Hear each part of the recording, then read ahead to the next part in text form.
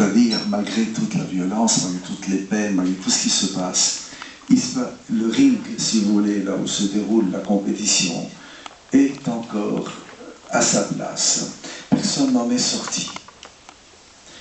Les moments où il y aurait une véritable influence, une véritable action de puissances externes, c'est d'habitude quand ça menace de déborder, quand ça peut remettre en question des systèmes d'équilibre régionaux.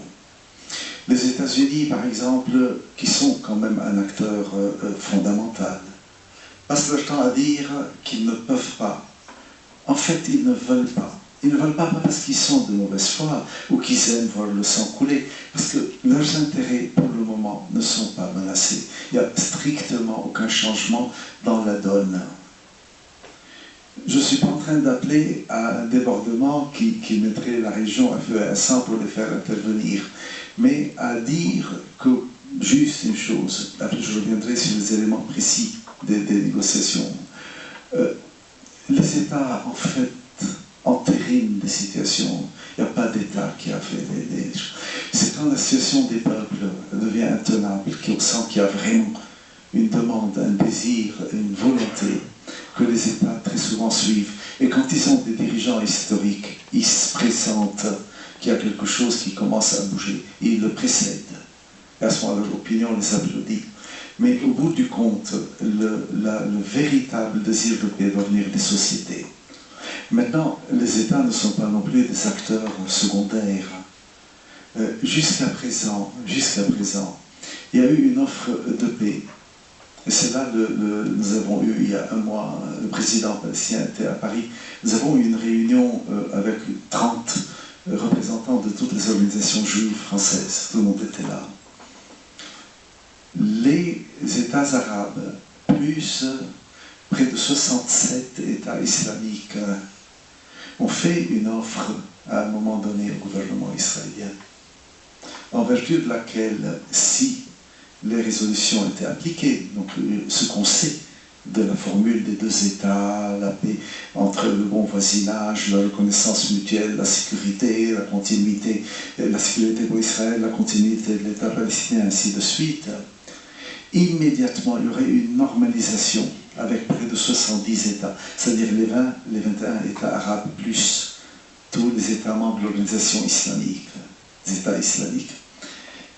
Ils n'ont même pas eu une réponse de rejet. Parce que je crois que très fondamentalement, mais ça, vous pouvez ne pas partager mon avis, Israël est aujourd'hui otage de ses colonies. Les colons sont en train de dicter la politique. Et malheureusement, les colonies, entre la signature des accords en 1993 et aujourd'hui, ont triplé et rendent pratiquement la paix impossible.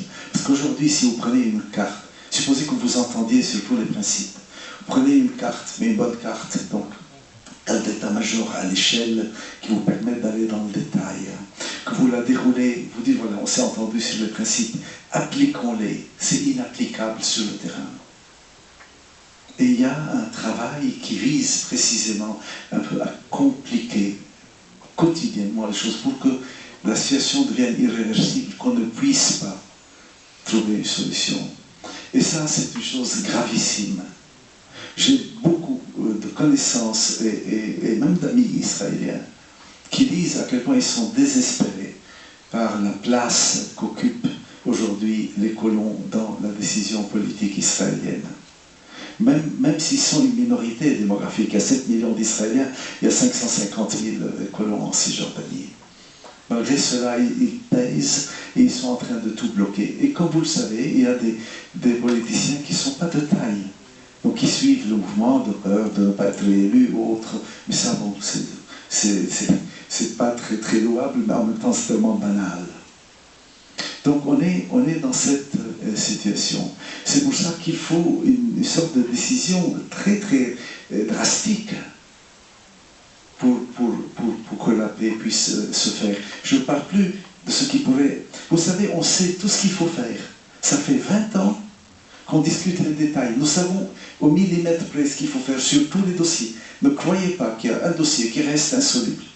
Si on vous le dit, on vous est en train de vous mener en bateau. Nous savons tout, des réfugiés jusqu'à Jérusalem. Nous avons des solutions pour tout. Ça fait 20 ans que nous discutons sur 5500 km². C'est un trou. On sait tout. Par contre, il n'y a pas de passage à l'acte. Le problème est là. Comme on dit en psychanalyse, il n'y a pas de passage à l'acte.